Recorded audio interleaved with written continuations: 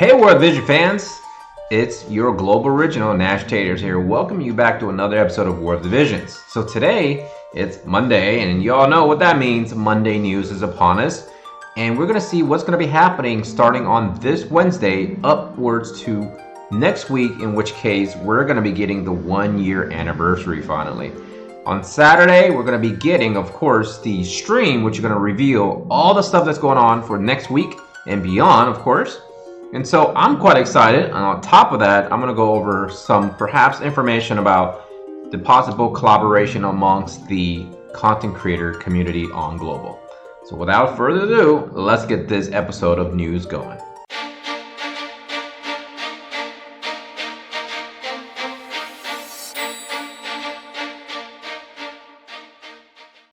Now before we get going, let's just do a little house cleaning. First and foremost, I just worked this weekend, and it's been a long time since I worked 2 shifts back to back. So it wasn't as bad as I thought. I thought I was getting a lot older than I am. But I made it through the weekend, and so far it has been a pretty good one for me. On top of that, we're going to be doing a collaboration stream in which Diggs, many of you guys know him as Dr. Diggs, will be hosting the situation, which I think a lot of the community from the content creators on Global are going to be participating in that, myself included. And there's going to be a lot of stuff going on. We have a lot of stuff planned for you guys. Hopefully you guys can enjoy that. Of course, most of that stuff will be announced on his channel, so stay tuned. If you're not a subscriber, at least go to his channel and check that information out potentially. And if I get information that I'm allowed to reveal on my channel, I'll reveal it when the time is deemed necessary. All right, let's go ahead and talk about what's happening in terms of news for Global Server. But before we do that, I just want to review where my progress is in terms of the raid. So let's go ahead and take a look at that real quick. And bear in mind, I don't have a lot of really solid units for this raid other than Halloween Little Leela, because obviously she is essentially designed for this. As you can see, I'm up to 181,000 medals, and I'm going to show you my team that I'm using in terms of both the normal raid, in which I have to kill the golem, and of course the team I'm using for fighting Tomberry. Now obviously, since I've been working, I have actually not been playing with my guild like I normally do every time I get a Tomberry triggered. So unfortunately, I had to rely on my own account to kind of get it done. And since it's not reliable for me to play multiplayer with other people because of the fact that, you know, I could be called upon to do something anytime while I'm working, I just didn't trust the fact that I could unfortunately share with the rest of the community. So I do apologize for that. But this is my team. As you can see, it's pretty weak sauce. So essentially the bulk of the damage comes from Little Leela, and I only use Holy for my Ayaka. And then of course I just let my Mediana kind of do whatever the cheapest casting time in terms of damage goes, because she is a caster. Unfortunately, she doesn't have any instant abilities other than her limit break.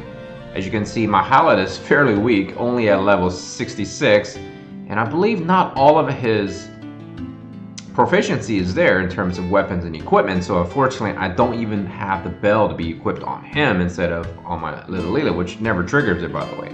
I just simply equip the bell because it does give her extra agility, so she can potentially do a little bit more turns in terms of just, you know, doing more damage, since she is my main damage dealer. Let's go ahead and show you my team for Tomberry, which is kind of weird team. I'm actually relying on slash attack, even though he is actually weak to strike attack. Idealistically speaking, you probably could do a really good job with perhaps 4 Zizas, which every time I open up a Tomberry and I bring my rain, people just leave the room. So I got to the point where I wasn't going to sit around and wait for people to come into my room, because essentially I was wasting time.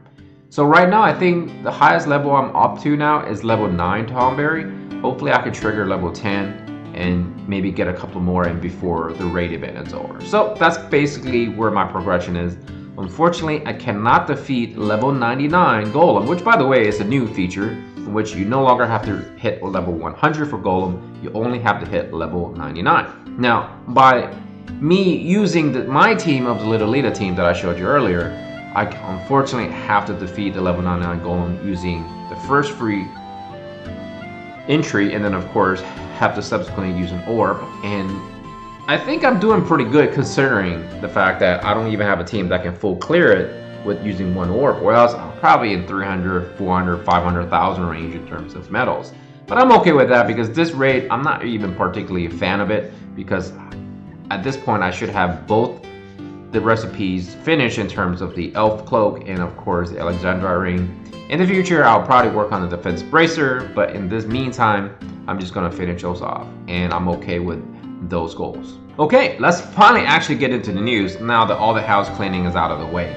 Let's talk about what's coming to us this week. We're going to be finally doing Countdown Part 4 of Login Bonus. Now, one thing I've noticed that people have been complaining, right? People always complain. Even if it's free, people complain. And sometimes it's warranted and most time is not. But in this case, people have been complaining the fact that we're only getting 300 visiores every single day. Therefore, you'll be getting 2,100 over a course of 7 days. Before, we used to get 2,500 over the course of 5 days. Now, of course, people are debating on both sides since people are saying, well, now you're getting freebies every single day, while others saying, well, we were getting more visiores. Well, guess what? The company solved that problem by giving us 2,500 visiores, actually through 7 days. And subsequently, they're giving us a bunch of free stuff. And I don't know why people complain since it's free. When you play the game, no one's ever asking you to play the game, right? You choose to play this game, right? Technically speaking, that's what it is. And anything that's free is good. Whether you're a spender or not, it doesn't really make any difference. It's still free. One important thing I want to note is the fact that we are actually getting 2 Azure Imbued Fragment of Thought, which is great because for those of you who are looking to build units that are other than UR quality, this is definitely a time to start considering doing that. Since most likely, as I predicted, the game would be more susceptible to giving us freebies along the way and eventually adding these perhaps into our daily login. And here we are. They're going to be given to us absolutely free in our daily logins. Now this is something interest-free because I know that they're really trying to push to get more players to come back and play the game. I think the best way to get people to come out and play the game is give them freebies. And as you can see, I'm not going to go over all this stuff because there's a lot. But essentially, they summarize it for you. 3,000 visiores, 19 rainbow vision spheres, 6 rainbow fragment of thought. On top of it, tons of guild, tons of other stuff. And I'm not going to go over all this. It's just too much to read. So for those of you who are interested, this is a great opportunity to maybe get your friends to come back, your relatives, co-workers, whatever. And I think, honestly, the best thing and best time to get players to really join the game or even come back to the game will be some dope-ass collaboration. Hopefully we'll see some of that in 2021. Maybe those of you who have been anticipating Final Fantasy VII, maybe that day will come and finally we're going to get some of those characters. Sprouts of Devouring Battling the Marlborough. Now for those of you who've been trying to farm for this actual emblem, you'll notice that it's a super rare drop, right? It takes a long time to actually get some recipes.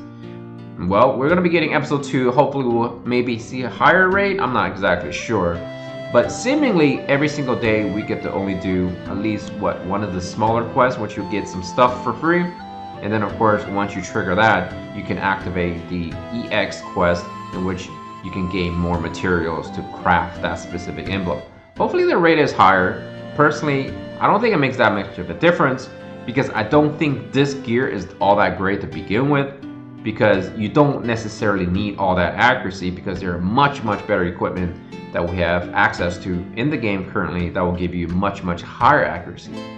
But it is a good time for a lot of people who are playing this game right now because the quest isn't very hard. So you most likely should be able to do some multiplayer with random people and perhaps get 63 copies if you're really looking for accuracy. Personally, I don't think I care about the accuracy, so I think I'm just going to build an emblem and hopefully I will just do it for the essentially paralysis defense. And that's what I'm going to be doing. Alright, to end this news, essentially we're going to be talking about the 2 new vision cards. First is going to be the Clairvoyant Astrologer, which is a UR quality. Then we're going to go with Swordsman Refinement, which is an MR quality vision card.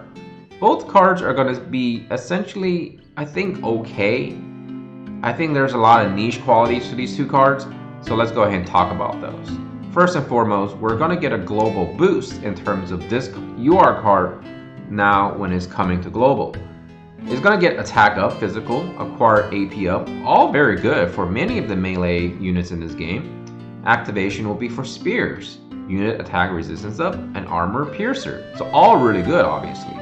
And for those of you who have Kane perhaps, or say Victoria or some of those other units in which you didn't get a chance to get some of the other powerful UR vision cards for spear users, this card is actually pretty good. Now, it does have additional bonuses. I think this is just their normal Ramada because the normal Ramada is a spear user. So the Ramada will also get defensive piercing rate up and pierce attack up. Now the armor piercer is going to be the vision ability, which is probably going to be the norm going into the future. Lowers defensive targets within range. As you can see, this range is kind of unique, right? It's kind of forming like a sort of a triangle attack. So it does have a huge radius in that sense, but not like a humongous radius in terms of distance. So the ability element becomes out of the equipped elements, or equipped units element. So that's kind of neat, but it does only deal 3 or small damage. So maybe it's not all that powerful, but it looks like since Ramada is an MR quality unit, this is essentially one of those situations where you have to be sort of a fan of Ramada. And if you're not, then perhaps you're only going to be relying on the limited stuff anyways. So essentially, is this boost really that big of a deal on global? Well, that remains to be seen because once EX rolls around, Ramada could be a force to be reckoned with. We're going to have to see and if that happens. Swordsman refinement, and of course, as I always mention, if you're looking at a vision card and you see people on that card, most likely is for those units. And, well, I'm not wrong here. For limited bestow effect, activation requirements will be Sir O and Seymour. Look at that, both of those are on the card.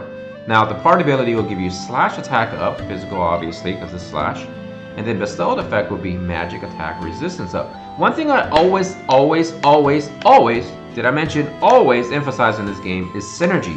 Synergy is always much better than any other sort of strategy because ultimately you want synergistic things in this game, whether it's team building or vision cards or equipment or espers. The more synergy you have, the better off you're going to be, and most likely when you're dealing with encounters. In this case, slash attack up, usually obviously for physical users, and having magic resistance, which ultimately what they're most likely weak to, shows that there's good synergy.